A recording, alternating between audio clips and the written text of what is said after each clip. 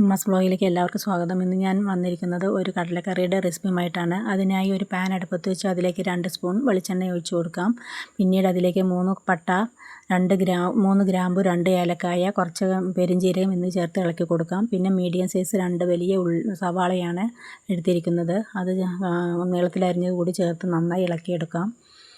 പിന്നീട് അതിലേക്ക് ഇഞ്ചി വെളുത്തുള്ളി ചതച്ചെടുത്തത് കൂടി ചേർത്ത് കൊടുക്കുന്നുണ്ട്.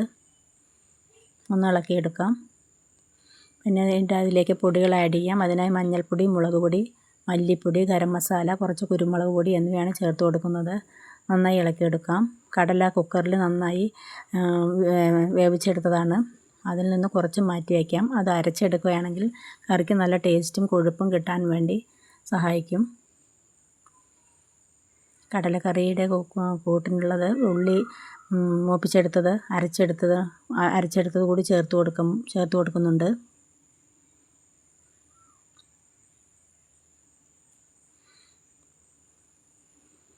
കടലക്കറിക്ക് ഉള്ളി അരച്ചത് ചേർത്ത് കൊടുത്ത് ഒന്ന് ഇളക്കിയെടുക്കാം. കടല അരച്ചത് കൂടി ചേർത്ത് കൊടുത്തിട്ടുണ്ട്. പിന്നീട് ഒരു ചട്ടി വെച്ച് അതിലേക്ക് കുറച്ച് വെളിച്ചെണ്ണ ഒഴിച്ചു കൊടുക്കാം. കടുകിട്ട് പൊട്ടി വരുന്നവരെ വെയിറ്റ് ചെയ്യാം. അമ്മാസ് വ്ലോഗ് ആദ്യമായി കാണുന്നവരാണെങ്കിൽ സപ്പോർട്ട് ചെയ്യാനും ലൈക്ക് ചെയ്യാനും മറക്കരുതേ. നല്ല ടേസ്റ്റുള്ള ഒരു കടലക്കറിയാണ്. എല്ലാവരും ഉണ്ടാക്കി നോക്കി അഭിപ്രായം കമൻറ്റിലൂടെ അറിയിക്കണേ, മറക്കരുത്. കടുക് പൊട്ടി വന്നതിന് ശേഷം അതിലേക്ക് ഒരു 3 വറ്റൽമുളകും ഒരു സവാള ചെറുത് കനം കുറച്ചരിഞ്ഞ് ചെറിയ കഷ്ണങ്ങളാക്കി അരിഞ്ഞതും ചേർത്ത് കൊടുക്കുന്നുണ്ട്.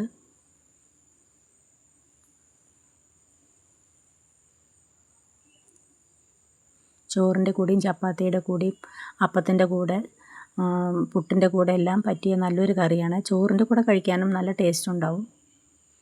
അതിലേക്ക് ഒരു തണ്ട് കറിവേപ്പില കൂടി ചേർത്ത് കൊടുത്ത് ഒന്ന് ഇളക്കിയെടുക്കാം.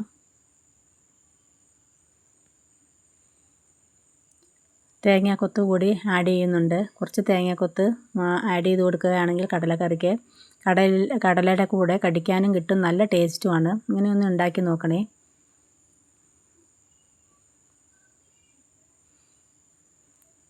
കടലക്കറി റെഡിയായതിലേക്ക് വറവ് ചേർത്ത് കൊടുക്കുന്നുണ്ട്. നല്ലൊരു കടലക്കറിയാണ്. എല്ലാവരും ഉണ്ടാക്കി നോക്കി അഭിപ്രായം പറയണേ.